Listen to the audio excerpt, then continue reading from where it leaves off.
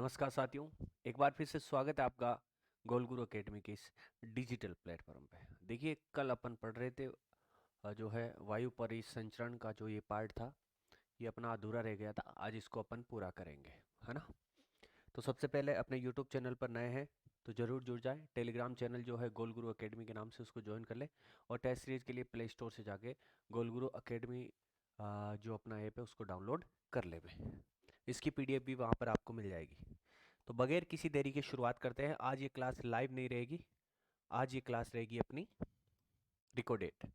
देखिए, कल एक दो बच्चों का मेरे पास मैसेज आया कि सर ये कोर्स हमें समझ में नहीं आया कि हेडले या हेडली कोर्स क्या है, फेरल कोर्स क्या है, ध्रुवीय कोर्स क्या है। तो देखिए भाई, होता क्या है, ये 30 डिग्री साउथ, 30 डिग्री नॉर्थ, यहाँ से हवाएं चलती है। देखिए, कोरियोलिस बल के प्रभाव के कारण ये अपनी दिशा परिवर्तित कर लेती है। तो इस तरीके से आती है, दोनों साइड से आती है और टकरा के वापस ऊपर उठ के यहाँ आके गिरती है। मतलब ये बीच में जो इस तरीके से ये कोस बनता है, मतलब 30 डिग्री से लेके 30 डिग्री, 30 डिग्री उत्तरी अक्षांश से लेके 30 डिग्री दक्षिणी अक्षांश के मध्य जो कोस बनता है उसे क्या कहते हैं, उसे कहते हैं आपके हेडले कोस। क्या कहते हैं? हेडले कोस कहा जाता है। तो अच्छे से आपको समझ में आया होगा। अब देखो, होता क्या है, यहाँ से हवाएं ऊपर उठती है तो यहाँ पर निम्न वायुदाब का केंद्र बनता है, जिसे अपन बोलते हैं विषुवतरेखीय निम्न वायुदाब का केंद्र। अब देखिए, यहाँ से हवाएं ऊपर उठ के यहाँ नीचे उतरती है तो यहाँ पर उच्च दाबीय क्षेत्र बनता है, या अपन कहें कि जो है शीतोष्ण उच्च वायुदाबीय केंद्र यहाँ पर निर्मित होता है। अब होता क्या है, यहाँ से वापिस पछुआ पवनें चलती है। पछुआ, इधर वाली पवनें कौन सी? ये व्यापारिक पवनें पूर्व से चलती है। ये इधर पछुआ पवनें चलती है, यहाँ से वापिस ऊपर उठती है, ऊपर उठती है, यहाँ आके गिरती है। इस तरीके से ये कोस बनता है, इस तरीके से ये कोस बनता है। इस कोस को क्या कहेंगे? इस कोस को कहेंगे अपन फेरल कोस या फेरले कोस। कौन सा कोस? फेरल कोस। ठीक है भाई। तो ये फेरल कोस जो है 30 डिग्री से लेके 60 डिग्री दोनों गोलार्धों में बनता है। कौन सा? फेरल कोस। अब देखिए, ध्रुवीय क्षेत्र से उच्च वायुदाब से हवाएं चलती है इधर की साइड, 60 डिग्री की तरफ चलती है, दोनों दिशाओं में चलती है। यहां से निम्न वायुदाब का केंद्र बनता है, क्योंकि इधर से जो है पछुआ पवन आती है, इधर से ध्रुवीय पवन आती है, दोनों आपस में टकराती है। ये इधर चलती है वापस और ये इधर आगे इस तरीके से चलती है। तो यहाँ पर एक कोस बनता है। इस तरीके से जो कोस बनता है उसे क्या कहेंगे? उसे ध्रुवीय कोस कहा जाता है। तो ये तीनों कोस जो है आपको पूछे जाते हैं एग्जाम में। इस प्रकार से पूछते हैं कि 0 डिग्री या विषुवत रेखा से लेके 90 डिग्री या ध्रुव तक जो है कोस बनते हैं, उनका क्रम बताओ। तो हेडले कोस, फेरल कोस या और ध्रुवीय कोस। ऐसे भी पूछा जा सकता है आपसे कि 30 डिग्री से लेकर 60 डिग्री के मध्य बनने वाला कोस कौन सा है या कोस्ट कौन सा है, तो वो फेरल कोस है। 0 डिग्री से लेकर 30 के मध्य कौन सा बनता है? हेडले कोस। सामान्यतः ये 5 डिग्री से लेकर 30 डिग्री के मध्य बनता है, क्योंकि 0 डिग्री पे कोई भी जो है कोस वोस कुछ नहीं बनता। यहाँ पर हवाएं एकदम कैसी रहती है? शांत रहती है। अब देखिए, ये तो कल वाला पार्ट था, अब आज वाला पार्ट लेते हैं। आज अपन पढ़ेंगे मौसमी पवन। इससे पहले यदि ये पार्ट आपने नहीं लिया है तो पिछली क्लास में जाके आप देख सकते हैं। ये आज अपनी 18वीं क्लास है। देखिए, पवनों के प्रवाह के प्रारूप में विभिन्न मौसमी बदलाव आता है। ये बदलाव किन किन कारणों से आता है, उन कारणों को देखते हैं। देखिए, अत्यधिक जो है तापन, अत्यधिक ताप के कारण ये विस्थापन आता है। पवन विस्थापन के कारण आता है। वायुदेव पेटियों के विस्थापन के कारण आपको देखने को मिलता है। मतलब ये मौसमी परिवर्तन क्यों होता है? अधिक ताप के कारण, पवन विस्थापन के कारण, और वायुदाब पेटियां जो है विस्थापित होती है। जैसे जैसे सूर्य उत्तरायण होता है तो ये उत्तर की ओर चली जाती है, दक्षिण की ओर विस्थापित होता है तो दक्षिण की ओर चली जाती है। तो अत्यधिक तापन, मौसमी तापमान परिवर्तन से दाब में बदलाव होता है, जिसके कारण इनका प्रारूप बदलता है। पवन पट्टियों का मौसमी स्थानांतरण जब होता है तब इनका प्रभाव जो है अलग देखने को मिलता है, और सूर्य की स्थिति के अनुसार इनमें भी बदलाव देखने को मिलता है। सबसे स्पष्ट प्रभाव दक्षिणी पूर्वी जो एशिया है वहां के मानसून में पवनों के बदलाव में देखा जाता है। मतलब दक्षिणी पूर्वी एशिया के मानसून में इस प्रकार का जो है स्पष्ट प्रभाव देखने को मिलता है। अब देखिए, सबसे पहले बात करते हैं स्थायी पवनें, स्थानीय पवनें। कौन सी पवनें? स्थानीय पवनें। एक होती है स्थायी पवनें, एक होती है स्थानीय पवनें। स्थान विशेष पर चलने वाली पवनें क्या कहलाती है? स्थानीय पवनें कहलाती है। एक होती है स्थायी पवनें। कौन सी होती है? स्थायी पवनें, जो स्थायी तौर पर इस पृथ्वी पर चलती है। जैसे कौन सी? व्यापारिक पवनें, पछुआ पवनें और ध्रुवीय पवनें।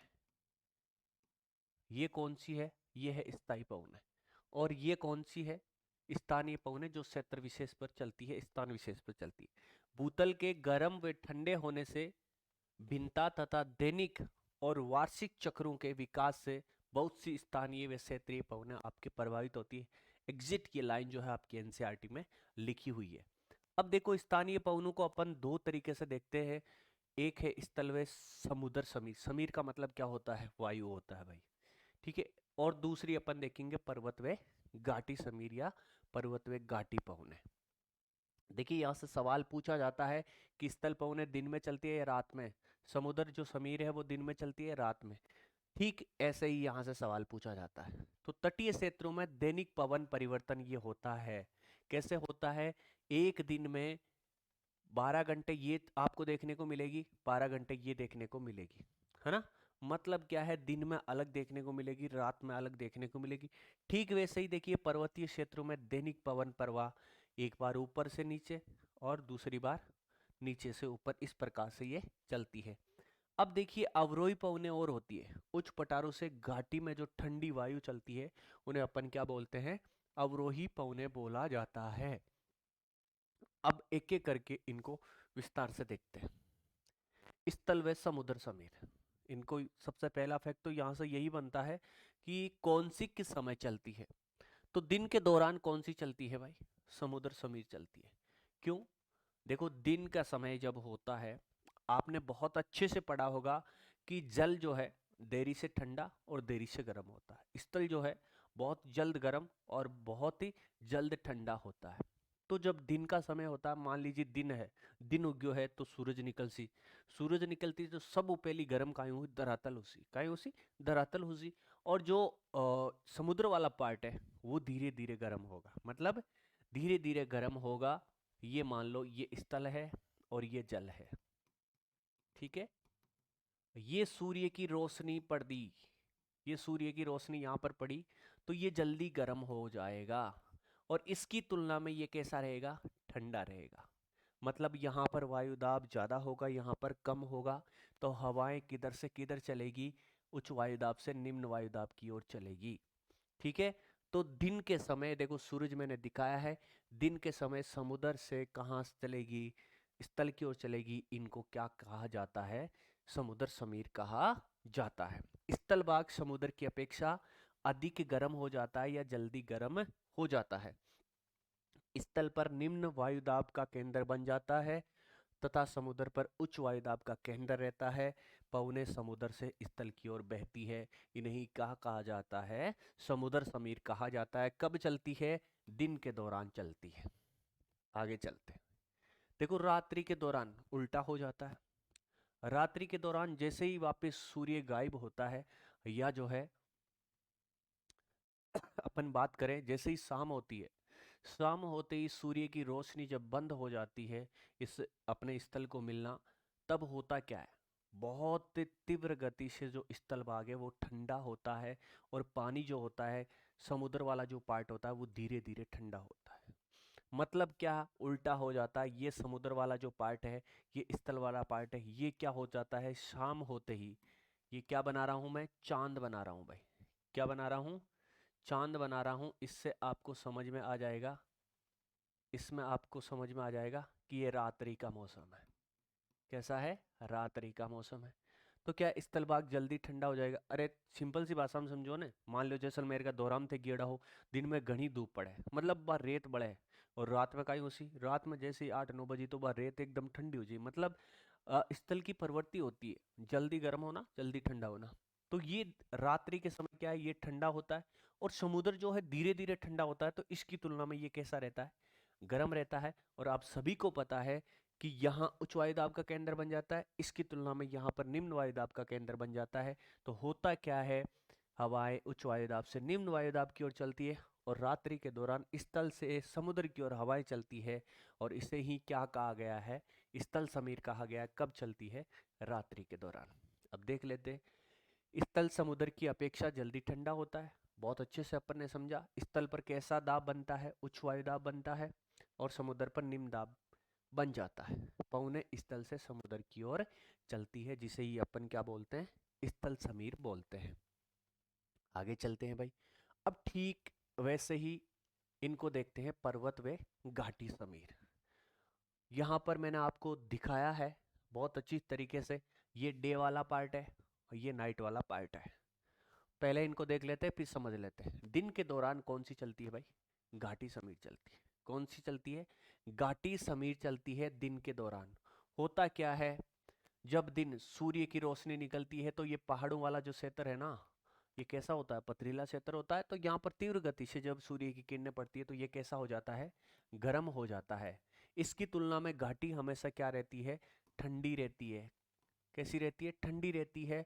तो यहाँ पर उच्च वायुदाब का केंद्र बनता है, यहाँ पर निम्न वायुदाब का केंद्र बनता है। तो दिन के दौरान घाटी से जो है ऊपर पर्वतों की ओर जो चलती है हवाएं, उनको क्या कहते हैं, घाटी समीर कहते हैं। पर्वतीय ढाल जो है गर्म हो जाते हैं जल्दी, वायु ढाल के साथ साथ ऊपर उठती है और घाटी से पर्वत की ओर पवनें बहती है, जिसे क्या कहते हैं, आप कह सकते हैं घाटी समीर।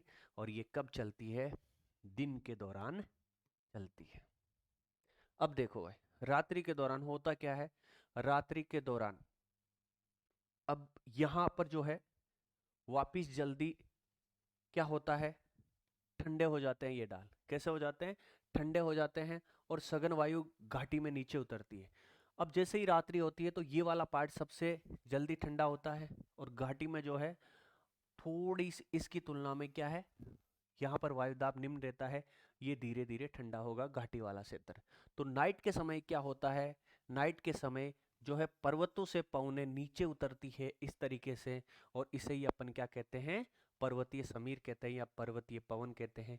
ये रात्रि के दौरान चलती है, पर्वत से घाटी की ओर पवनें बहती है। तो चारों चीजें समझ में आ गई होगी आपके, स्थल समीर, जल समीर, घाटी समीर और पर्वत समीर। ये चारों की चारों जो है आपकी अच्छे से समझ में आ गई होगी। अब देखो, स्थल समीर कब चलती है, ये रात्रि के समय चलती है। कब चलती है, रात्रि के समय चलती है। जल समीर कब चलती है, ये दिन के समय चलती है। घाटी समीर जो है वो कब चलती है, वो आपके दिन के दौरान चलती है। और पर्वत समीर जो है ये रात्रि के दौरान चलती है। चारों चीज़ें आपके क्लियर हो गई होगी। ठीक है भाई, आगे देखते हैं। अवरोही पवनें, केटाबेटिक अपन इनको बोलते हैं, केटाबेटिक, केटाबेटिक विंड्स। क्या है अवरोही पवनें, देखिए उच्च पठारी व हिम क्षेत्रों से घाटी में बहने वाली जो ठंडी वायु होती है उनको क्या कहते हैं, अवरोही या केटाबेटिक कहते हैं। ऊंचे जो क्षेत्र होते हैं वहां से ठंडी पवनें जब नीचे उतरती है तो उनको क्या कहते हैं, केटाबेटिक कहते हैं। ऊपर वायुदाब अधिक रहता है, नीचे कम रहता है, नीचे की ओर चलती है तो इसे क्या कहते हैं, केटाबेटिक पवनें कहते हैं। अब देखिए, एक होती है रुदोसम पवनें, कुछ नहीं होती भाई, ये होती है कि जिधर से चल रही है पर्वत श्रेणियों के पवन विमुख डालों पर उष्ण पवनें प्रवाहित होती है। अब होता क्या है, मान लो इधर से पवन चल रही है तो सामने पर्वत इसको मिल गया तो ये ऊपर उठेगी और नमी धारण करके वहां पर खूब सारी ये बारिश कर देगी। लेकिन पवन विमुख की ढाल, पर्वत का दूसरा वाला ढाल है ना, वहां पर जाते ही जाते ये कैसी हो जाएगी, गर्म हो जाएगी और एकदम शुष्क हो जाएगी। तो वहां जो है ये हिम को पिघलाने का कार्य करेगी। इस कारण इसे क्या कहते हैं, हिम बख्शिनी भी अपन बोल सकते हैं। ये कैसी होती है, शुष्क होती है और रुदोसम प्रक्रिया से गर्म हो जाती है, कम समय में बर्फ पिघला सकती है। इस कारण इसे क्या कहते हैं, हिम बख्शिनी कहा जाता है। तो ये रुदोसम जो पवन है वो कैसी होती है, ये उष्ण और शुष्क होती है, बर्फ को पिघलाने का इसका कार्य होता है। पवन विमुख की ढाल पर जो है ये एकदम शुष्क और गर्म होती है। ठीक है भाई, और कैटाबेटिक आपके अच्छे से समझ में आ गया होगा। अब देखिए वायु राशियां, एयर मास, इनको बहुत अच्छी तरीके से देखते हैं भाई। जब वायु किसी सममांगी क्षेत्र पर पर्याप्त लंबे समय तक रहती है तो उस क्षेत्र के गुणों को धारण कर लेती है। तापमान तथा आर्द्रता संबंधी विशिष्ट गुणों वाली ये वायु जो है वायु राशि कहलाती है। कोई भी वायु का झुंड जो है लंबे समय तक एक स्थान पर रहेगा या एक स्थान पर चलेगा तो वहां के गुण धर्मों को ये धारण कर लेगा और उसी के नाम पर इसको क्या कहेंगे, उस वायु राशि का नाम अपन निकाल देंगे। उद्गम क्षेत्र वे समांग धरातल जिन पर वायु राशियां बनती है वही इसका उद्गम क्षेत्र कहलाता है। अब देखिए वायु राशियों के उद्गम क्षेत्र कहाँ से निकल सकती है, उष्ण कटिबंध से या फिर उपोष्ण कटिबंध। कौन सा वाला पार्ट, महासागर वाला पार्ट। उपोष्ण कटिबंधीय उष्ण मरुस्थल से निकल सकती है। उच्च अक्षांशीय अपेक्षाकृत ठंडे महासागर से ये निकल सकती है।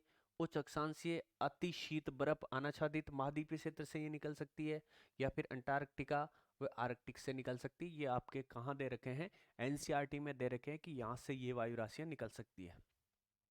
वायु राशियों के प्रकार। अब देखिए उष्ण कटिबंधीय महासागर जिसे अपन शॉर्टकट में क्या बोलते हैं, एमटी। उष्ण कटिबंधीय महाद्वीपीय जिसे अपन क्या बोलते हैं, सीटी। ध्रुवीय महासागरीय जिसे अपन बोलेंगे एमपी।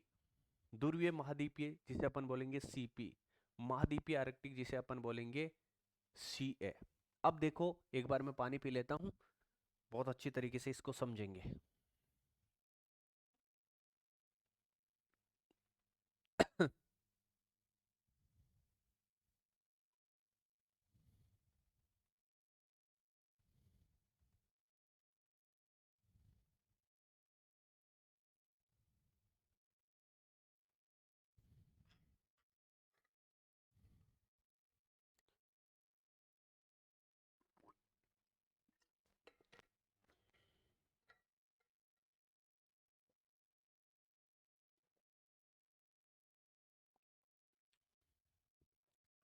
हाँ भाई देखो अच्छे से इनको, वायु राशियों के प्रकार। उष्ण कटिबंधीय महासागर मतलब 30 डिग्री, या बात करें कर्क रेखा से लेकर मकर रेखा के बीच वाला जो क्षेत्र है ना, यहाँ वाला जो महासागरीय भाग से है वहां से निकलने वाली वायु राशियां क्या कहलाती है, एमटी कहलाती है। मतलब मेरी टाइम, मेरी टाइम ट्रॉपिकल। मतलब मेरी टाइम का मतलब होता है जो समुद्री भाग से निकलने वाली वायु राशि है। ये कैसी होती है भाई, अब देखो उष्ण कटिबंधीय भाग से निकल रही है तो गर्म होगी, सीधी सी बात है। और महासागर वाले पार्ट से निकल रही है तो कैसी होगी, आर्द्र होगी, सिंपल सी बात है। उष्ण कटिबंधीय महाद्वीपीय जिसे अपन क्या बोलेंगे, कॉन्टिनेंटल ट्रॉपिक। अब देखो उष्ण कटिबंधीय भाग से निकल रही है मतलब कैसी होगी, गर्म होगी। महाद्वीपीय भाग से निकल रही है ना कि महासागरीय भाग से, तो कैसी होगी, शुष्क होगी। आपको पूछ सकते हैं कि सीटी जो वायु राशि है वो कैसी होती है, गर्म व शुष्क, गर्म व आर्द्र, तो आराम से आप बता सकते हो। सी मतलब कॉन्टिनेंटल महाद्वीपीय पार्ट है मतलब शुष्क है, और ट्रॉपिकल जिसे उष्ण कटिबंधीय वाले पार्ट की है तो गर्म है। अब देखिए ध्रुवीय महासागरीय मतलब मेरी टाइम पोलर, मेरी टाइम पोलर मतलब ध्रुवीय पार्ट से निकल रही है और महासागरीय वाले भाग से निकल रही है। ध्रुवीय क्षेत्र कैसा होता है, गर्म होता है या ठंडा, ठंडा होता है।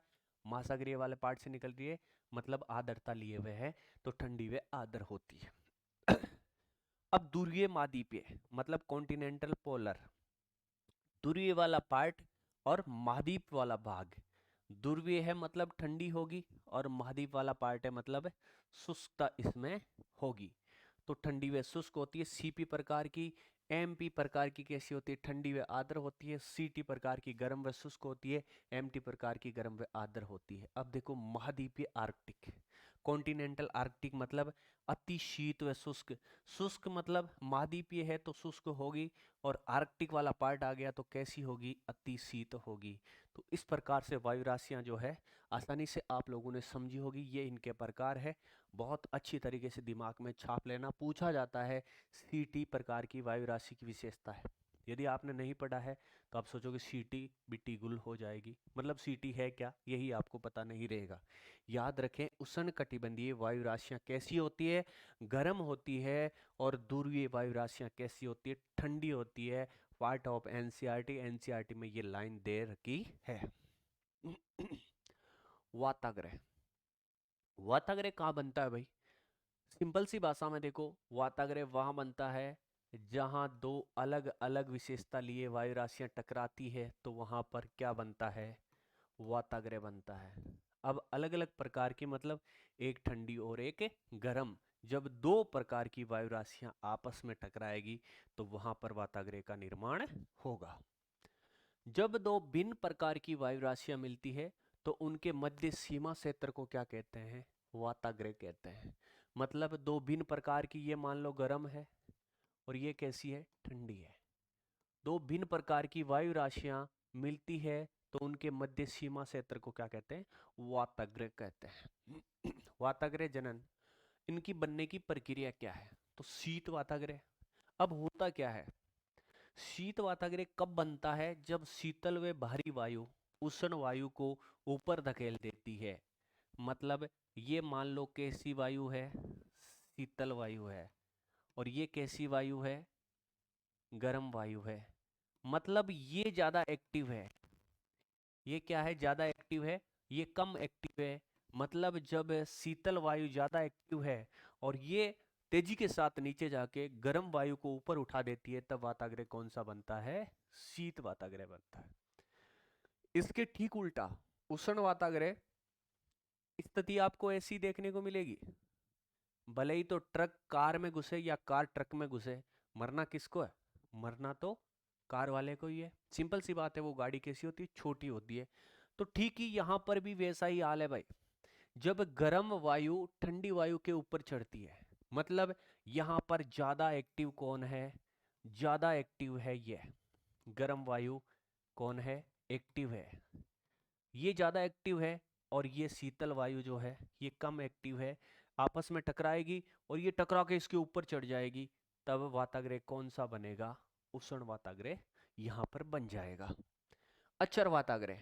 अब देखो, अचर मतलब चल नहीं रहा कुछ भी। वाताग्रह स्थिर हो, कोई वायु ऊपर नहीं उठती। मतलब ये यहां आई और ये यहां आई, ये वाताग्रह कौन सा बना रे? ये अचर वाताग्रह बना। अधिविष्ट वाताग्रह। अधिविष्ट वाताग्रह तब होता है कि वायु राशि पूर्णतः धरातल के ऊपर उड़ जाती है। जब वायु राशि धरातल के ऊपर उड़ जाती है तब ये जो है कौन सा वाताग्रह? अधिविष्ट वाताग्रह। और यही चक्रवात की निशानी मानी जाती है। तो चारों आपके आसानी से समझ में आ गया होगा। शीत वाताग्रह, उष्ण वाताग्रह, अचर वाताग्रह, अधिशिष्ट अधिविष्ट वाताग्रह। वाताग्रह किसे कहते हैं? जब असमान तापमान वाली दो वायु राशियां आपस में मिलती है तो उनके मध्य बनने वाले सीमा क्षेत्र को क्या कहते हैं? वाताग्रह कहा जाता है। अब देखो भाई, वाताग्रहों की संरचना। वाताग्रह मध्य अक्षांशों में ही निर्मित होते हैं भाई। अब देखो, आप सभी को पता है ये मध्य अक्षांश नाम आया है। मध्य अक्षांशों में क्यों? क्योंकि वहां पर ही अलग अलग तापमान की वायु राशियां देखने को मिलेगी। कर्क रेखा से लेके मकर रेखा के बीच जो है वायु राशियां कैसी? सिर्फ गर्म ही मिलेगी, दो अलग अलग प्रकार की नहीं मिलेगी। तो याद रखना, जो है निम्न अक्षांशों में, निम्न अक्षांशों में, निम्न अक्षांशों में वाताग्रह नहीं बनेगा। याद रखना, नहीं बनेगा। और तीव्र वायुदाब व तापमान प्रवणता इनकी विशेषता होती है भाई। अब देखो, मध्य अक्षांशों में जो वाताग्रह बनते हैं ना, उनमें तीव्र वायुदाब व तापमान प्रवणता की प्रमुख विशेषता इनमें मिलती है। ये तापमान में अचानक बदलाव लाते हैं और वायु ऊपर उठती है, बादल बनते हैं और वर्षा होते हैं। अब देखो, वाताग्रह जब बनते हैं तो वायु ऊपर उठती है। अपन ने देखा कि गर्म वायु है जो ऊपर उठती है, ऊपर उठती है, बादल बनते हैं, संघनन होता है और वर्षा करती है। तो जो है अधिविष्ट वाताग्रह है तो चक्रवात बनने की निशानी होती है। तो यहाँ से समझ में आया होगा आपको। अब देखते हैं बहिरुष्ण कटिबंधीय चक्रवात। मतलब शीतोष्ण कटिबंधीय चक्रवात का दूसरा नाम ही क्या है? बहिरुष्ण है। ये पूछ सकते हैं, एनसीईआरटी में ये शब्दावली दे रखी है। बहिरुष्ण, आप सोचो कि कौन से रूसने वाला आ गया ये, है ना? बहिरुष्ण मतलब शीतोष्ण कटिबंधीय चक्रवात की बात हो रही है। ये चक्रवात, ये वायु प्रणालियां जो उष्ण कटिबंध से दूर मध्य व उच्च अक्षांशों में विकसित होती है, उन्हें क्या कहते हैं? बहिरुष्ण या शीतोष्ण कटिबंधीय चक्रवात कहते हैं। अब देखो, ये 0 डिग्री, ये कर्क रेखा, ये मकर रेखा, इनके बीच जो है यहाँ पर वाताग्रह नहीं बनेगा, वाताग्रह नहीं बनेगा, याद रखना। अब जो चक्रवात की बात हो रही है, बहिरुष्ण शीतोष्ण कटिबंधीय चक्रवात, जो कि वाताग्रह के कारण ही निर्मित होते हैं। उत्पत्ति क्षेत्र ध्रुवीय वाताग्रह के साथ साथ ये बनते हैं। इनकी संरचना एक उष्ण वाताग्रह, दूसरा कौन सा, शीत वाताग्रह, कोशन वायु क्षेत्र बीच में जो है इन प्रकार की संरचना निर्माण करता है। मतलब दो अलग अलग वायु राशियां यहाँ पर आती है। प्रभाव, मौसम में अचानक तेजी से बदलाव आ जाता है शीतोष्ण कटिबंधीय चक्रवात के कारण। जैसे आप देखते हो ना, शीतोष्ण कटिबंधीय चक्रवात राजस्थान में कौन सा आता है, भूमध्य सागरीय चक्रवात है ना। आगे चलिए भाई, ये स्टेज मैंने आपके लिए अलग से दे रखी है, देख लेना इसको नोट्स में। बहिरुष्ण कटिबंधीय चक्रवात का विकास कैसे होता है? आरंभ, आरंभ में क्या होता है, वाताग्रह अचर होता है। मतलब इस तरीके से वाताग्रह अचर होता है, दो भिन्न भिन्न तापमान वाली वायु राशियां आपस में आके इस तरीके से टच होती है। फिर क्या होता है, विकास, वायुदाब कम होता है, चक्रवातीय परिसंचरण शुरू हो जाता है। उसके बाद ये टकराती है, ये ऊपर उठती है। यहाँ पर क्या होता है, यहाँ पर ये गर्म वायु राशि ऊपर उठती है, ठंडी नीचे धंसती है, और धीरे धीरे ऊपर उठ के चक्रवातीय परिसंचरण यहाँ से शुरू हो जाता है। परिपक्वता मतलब कब आती है, जब उष्ण व शीत वाताग्रह स्पष्ट रूप से देखने को मिलता है, तब ये जो है इसमें क्या होता है, इसमें परिपक्वता आ जाती है। से अधिविष्ट वाताग्रह जो है ये इसमें बनता है, और चक्रवात क्या होता है, क्षीण हो जाता है भाई। ठीक है, आगे चलते हैं। बहिरुष्ण बनाम उष्ण कटिबंधीय चक्रवात, अब देखो दोनों को बहुत अच्छी तरीके से देख लेते हैं। स्पष्ट वाताग्रह प्रणाली होती है भाई। बहिरुष्ण मतलब शीतोष्ण कटिबंधीय चक्रवात में है, क्या होता है, स्पष्ट वाताग्रह जो है यहाँ पर देखने को मिलता है। उष्ण कटिबंधीय चक्रवात में वाताग्रह नहीं बनते, विस्तृत क्षेत्र पर फैले होते हैं। ये कौन से, शीतोष्ण कटिबंधीय चक्रवात, ये सीमित क्षेत्र पर होते हैं भाई। ठीक है, ये जल व स्थल दोनों पर उत्पन्न हो सकते हैं। उष्ण कटिबंधीय चक्रवात केवल समुद्र में उत्पन्न होते हैं। ये पश्चिम से पूर्व दिशा में चलते हैं, क्योंकि पछुआ पवनों का अनुसरण करते हैं। ये पूर्व से पश्चिम दिशा में चलते हैं, मतलब व्यापारिक पवनों का अनुसरण करते हैं। पवनों का वेग अपेक्षाकृत इनमें कम होता है। इनमें जो है तीव्र और विनाशकारी होता है, कम समय के लिए होता है लेकिन तीव्र और विनाशकारी होता है। अब देखिए उष्ण कटिबंधीय चक्रवात। उष्ण कटिबंधीय चक्रवात कैसे होते हैं, आक्रामक तूफान होते हैं भाई। अभी मैसलो जो है आपने देखा होगा, मसेलो जो कैरिबियाई सागर में आया था, भयंकर, सदी का सबसे भयंकर चक्रवात इसे बोला जाता है। तो ये कैसे होते हैं, आक्रामक होते हैं, कम समय के लिए आते हैं लेकिन विनाशकारी होते हैं। इनकी उत्पत्ति उष्ण कटिबंधीय क्षेत्रों के महासागरों पर होती है। हमेशा उष्ण कटिबंधीय जो चक्रवात है ना, ये जो है ये आपके उष्ण कटिबंधीय महासागरों वाले पार्ट में आते हैं। ये तटीय क्षेत्रों की तरह गतिमान होते हैं। कहाँ पर, तटीय क्षेत्रों की तरफ ये क्या करते हैं, गतिमान होते हैं। ये देखिए भारत का जो है प्रायद्वीपीय वाला पार्ट है। यहाँ से आप अभी देखो उड़ीसा वगैरह में, पश्चिम बंगाल में जो है आया होगा, कमेंट बॉक्स में बताना कि कौन सा चक्रवात आया था, है ना। तो ये कहाँ होता है, तटीय क्षेत्रों की ओर गति करता है। हिंद महासागर में क्या बोलते हैं, इन्हें चक्रवात बोला जाता है। अंटार्कटिक महासागर में जब ये आते हैं उष्ण कटिबंधीय चक्रवात, तो इन्हें हरिकेन कहा जाता है। पश्चिमी प्रशांत व चीन सागर, दक्षिणी चीन सागर, वहां पर इसे क्या बोला जाता है, टाइफून बोला जाता है। और पश्चिमी ऑस्ट्रेलिया में इसे क्या बोला जाता है, विली विलीज बोला जाता है। फिर से देख लिए, हिंद महासागर में जब चक्रवाती स्थिति बनती है तब उसे क्या कहते हैं, चक्रवात कहते हैं। अलग अलग नाम जो है अलग अलग क्षेत्र के आधार पर दे देते हैं। ठीक है, अटलांटिक महासागर में जब आता है तो हरिकेन इसे कहते हैं। अभी कैरिबियाई सागर में आया था तो मसेलो हरिकेन उसका नाम दिया गया था, मतलब हरिकेन तो इसके साथ नाम जुड़ेगा। पश्चिमी प्रशांत व दक्षिण चीन सागर, जो एशिया का पूर्व वाला पार्ट है ना, वहां पर जब यदि कोई चक्रवात आता है उष्ण कटिबंधीय क्षेत्र में तो उसे टाइफून कहता है। और पश्चिमी ऑस्ट्रेलिया मतलब हिंद महासागर का पूर्वी पार्ट जो है, वहां पर इसे क्या कहते हैं, विली विलीज कहा जाता है। उष्ण कटिबंधीय चक्रवात की उत्पत्ति की अनुकूल दशाएं क्या होती है, जब देखो वृद्ध समुद्री क्षेत्र पर, क्योंकि अपन ने देखा उष्ण कटिबंधीय जो चक्रवात है वो आते कहाँ हैं, उष्ण कटिबंधीय क्षेत्र के महासागरों वाले पार्ट में आते हैं। कब आते हैं, जब उस समुद्र का तापमान कितना होगा, 27 डिग्री से अधिक होगा, 27 डिग्री सेल्सियस से अधिक होगा, तथा कोरियोलिस बल का होना। अब ये उष्णकटिबंधीय चक्रवात भूमध्य रेखा पर क्यों नहीं आते? इसलिए नहीं आते क्योंकि वहां पर कोरियोलिस बल कितना होता है? 0 होता है। कितना होता है? 0 होता है। तो पवनों को विक्षेपित करने के लिए आवश्यक है कोरियोलिस बल। इस कारण जो है ये चक्रवात है जो 5 डिग्री से लेके 30 डिग्री के मध्य आपको देखने को मिल सकते हैं। ऊर्ध्वाधर पवनों की गति में अंतर कम होना। अब देखिए ऊर्ध्वाधर जो पवनों की गति है ना, इनमें अंतर कम होना चाहिए, तभी तो चक्रवात का विकास हो पाएगा।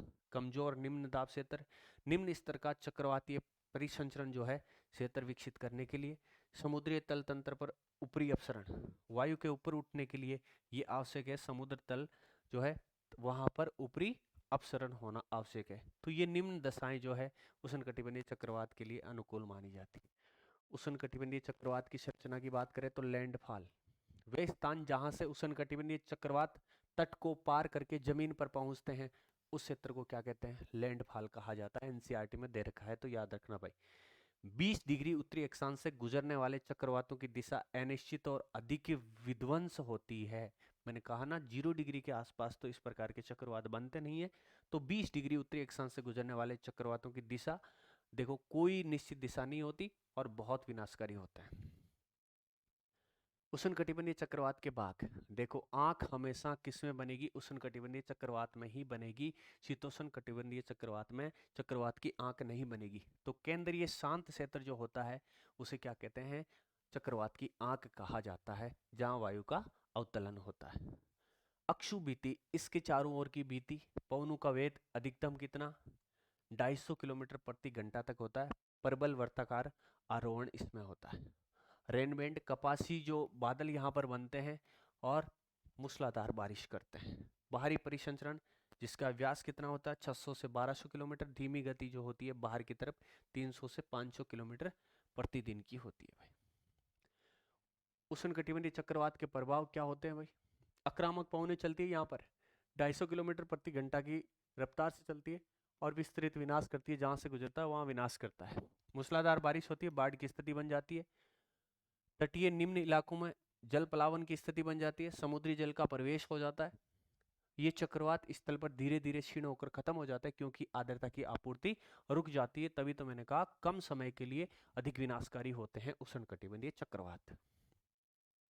तड़ित जंजा उत्पत्ति कहाँ होती है? उष्ण आर्द्र दिनों में प्रबल संवहन के कारण यह जो है उत्पन्न होती है। तड़ित जंजा। पूर्ण विकसित कपासी मेघ, सर्वाधिक जो है बारिश करने वाले मेघ कौन से होते हैं? कपासी होते हैं। तो पूर्ण विकसित कपासी मेघ जो है गरज व बिजली उत्पन्न करते हैं। यहाँ पर विशेषता क्या है? उष्ण वायु का प्रबल उद्ध्रुव प्रवाह यहाँ देखने को मिलता है। बादलों का आकार बढ़ता है, अधिक ऊंचाई पर पहुंचते हैं और ओलावृष्टि भी यहाँ पर हो सकती है। आर्द्रता कम होने पर धूल भरी आंधियां यहाँ पर चलती है। तो तड़ित जंजा ज्यादा इंपॉर्टेंट वैसे नहीं है, नहीं पूछा गया है यहाँ से आज तक। अब देखो टोर्नेडो। टोर्नेडो क्या है? भयानक तड़ित जंजा से कभी कभी वायु आक्रामक रूप में हाथी की सूंड की तरह, इस तरीके से देखो हाथी की सूंड की तरह सर्पिल अवरोहण करती है। इससे केंद्र पर अत्यंत कम वायुदाब निर्मित होता है और ये व्यापक रूप से भयंकर विनाशकारी होते हैं। तो टोर्नेडो क्या है? विनाशकारी कहलाते हैं भाई। उत्पत्ति कहाँ होती है? मध्य अक्षांशों में इनकी उत्पत्ति होती है और वेग कितना होता है भाई? 300 प्लस किलोमीटर प्रति घंटा से अधिक इनका वेग होता है और 100% ये विनाशकारी होते हैं। जल स्तंभ यदि बात करें तो समुद्र पर टोर्नेडो को जल स्तंभ कहा जाता है क्योंकि इस तरीके से ये सीधा का सीधा एक स्तंभ की भांति जुड़ा रहता है। तो इसे क्या कहते हैं? जल स्तंभ कहा जाता है। संपूर्ण सार अभी तक अपन ने क्या पढ़ा? तो वायुदाब की जो है इकाई क्या कहलाती है? मिलीबार कहलाती है। समुद्र तल का वायुदाब 1013.25 मिलीबार है। प्रति 10 मीटर पर 1 मिलीबार वायुदाब कम होता जाता है। वायुदाब पेटियां अपन ने देखी कि विषुवत रेखीय निम्न वायुदाब की पेटी जो है विषुवत वृत्त पर बनती है। उपोष्ण उच्च वायुदाब की पेटी 30 डिग्री उत्तर व 30 डिग्री दक्षिणी अक्षांश पर बनती है। अधो ध्रुवीय निम्न वायुदाब की पेटी जो है 60 डिग्री उत्तर व 60 डिग्री दक्षिण पर बनती है। ध्रुवीय उच्च वायुदाब की पेटी है जो ध्रुवों पर बनती है। पवनों को प्रभावित करने वाले 3 बल अपन ने पढ़े थे, दाब प्रवणता बल, घर्षण बल और कोरियोलिस बल। पृथ्वी के घूर्णन से ये उत्पन्न होता है। वायुमंडलीय कोष्ठ 3 पढ़े थे जो है कर्क रेखा से लेकर मकर रेखा के बीच हेडले कोष बनता है। 30 से 60 के बीच फेरल कोष बनता है। 60 से 90 के बीच ध्रुवीय कोष बनता है। वायु राशियों की बात करें तो अपन ने जो है अलग अलग प्रकार की पढ़ी थी। उष्णकटिबंधीय महासागरीय जो वायु राशि है उसे एमटी अपन ने बोला था, ये कैसी होती है, आर्द्र व गर्म होती है। उष्णकटिबंधीय महाद्वीपीय मतलब शुष्क व गर्म होती है। ध्रुवीय महासागरीय मतलब ठंडी व आर्द्र होती है। ध्रुवीय महाद्वीपीय मतलब बात करें तो ठंडी व शुष्क होती है। महाद्वीपीय आर्कटिक मतलब शुष्क व अत्यधिक शीत होती है। उष्णकटिबंधीय चक्रवात कहाँ उत्पन्न होते हैं, जहाँ समुद्र वाला पार्ट 27 डिग्री सेल्सियस से अधिक तापमान रखता है और पवन का वेग कितना होता है, 250 किलोमीटर प्रति घंटा होता है।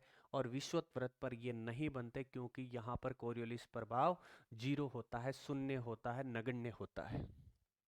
तो ये था भाई छोटा सा प्यारा सा अपना टॉपिक जो कल बच गया था, उसको आज अपन ने कवर किया है।